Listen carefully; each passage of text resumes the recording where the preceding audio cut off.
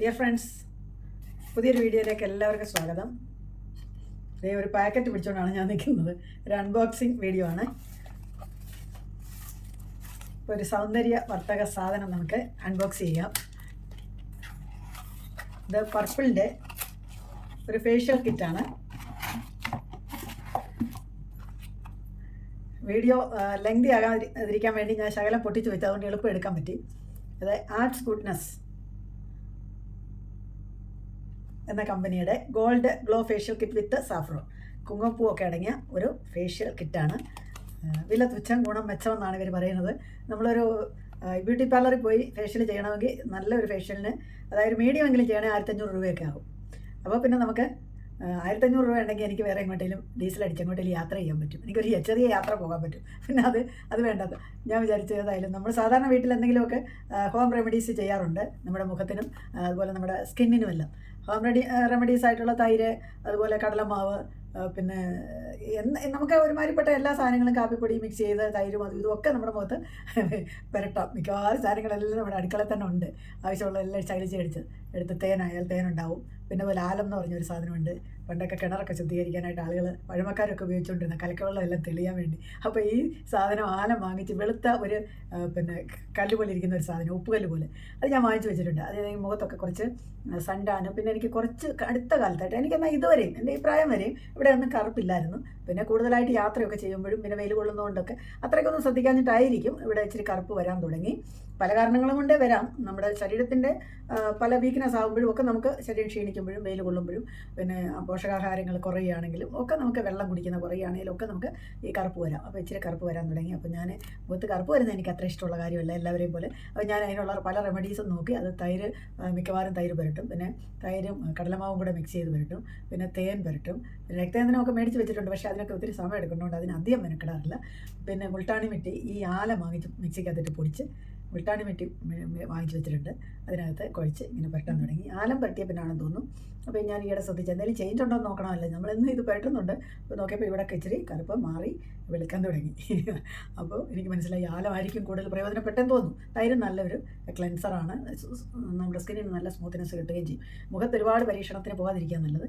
കുഴപ്പമില്ലാത്ത വലിയ side effects ഒന്നും വരത്തില്ലെന്ന് നമുക്ക് ഉറപ്പുള്ള വീട്ടിലുള്ള സാധനങ്ങൾ വെച്ചിട്ട് ഇടയ്ക്കൊക്കെ മുഖത്ത് നമുക്ക് പുരട്ടുന്നത് നല്ലതാണ്. ഇതിനേക്കാളൊക്കെ അതുപോലെ തന്നെ ഇതിനേക്കാൾ ഉപരിയും അതുപോലെ തന്നെയും പ്രയോജനപ്പെടുന്നതാണ് നമ്മൾ നല്ല ശുദ്ധമായ വെളിച്ചെണ്ണ കൊണ്ട്.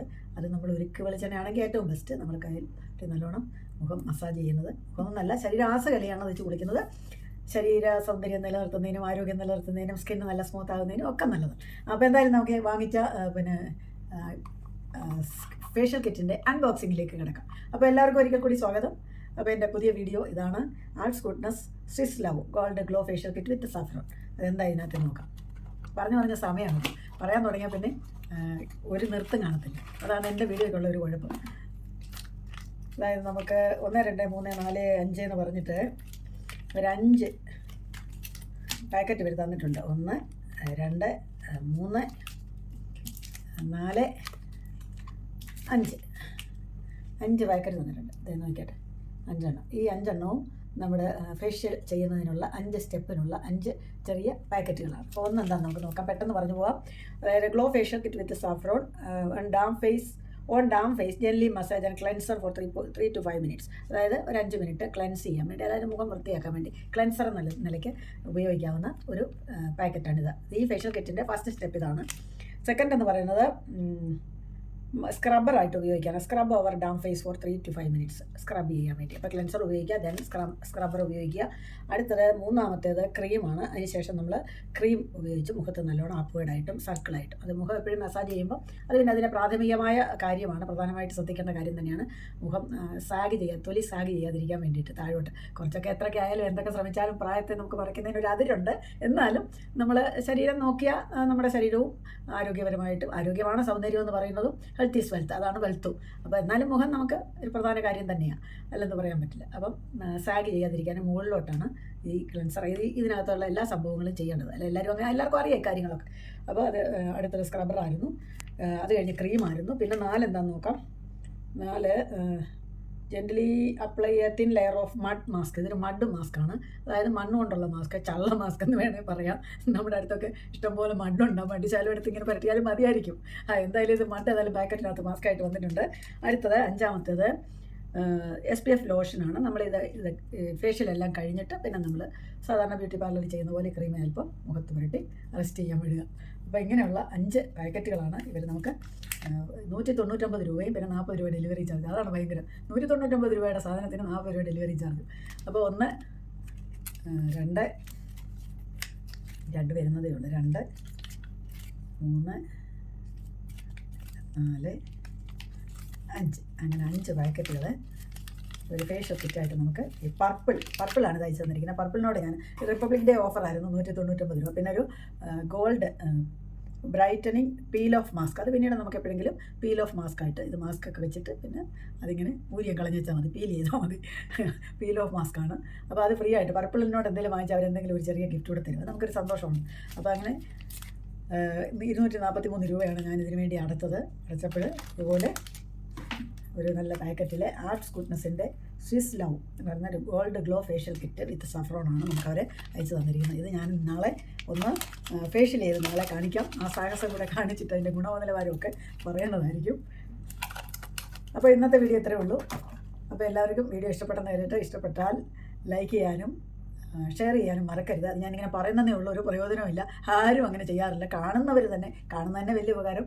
നമ്മുടെ ഒരു സന്തോഷത്തിന് വേണ്ടി എന്തെങ്കിലുമൊക്കെ ചെയ്യുന്നതാണ്. വെറുതെ ഇരിക്കേണ്ടല്ലോ, എന്തെങ്കിലും ഒന്ന് ചെയ്യാം. നമ്മുടെ ഭാഷയും നമ്മുടെ ഓർമ്മയും ഒക്കെ മറന്നു പോകാതിരിക്കാനും നമ്മളെ കൈവിട്ട് പോകാതിരിക്കാൻ വേണ്ടിയിട്ട് അതിനെ പിടിച്ചു നിർത്താൻ വേണ്ടിയും അതേപോലെ തന്നെ നമുക്കും മറ്റുള്ളവർക്കും ഒരു പ്രചോദനം, ഒരു സന്തോഷം.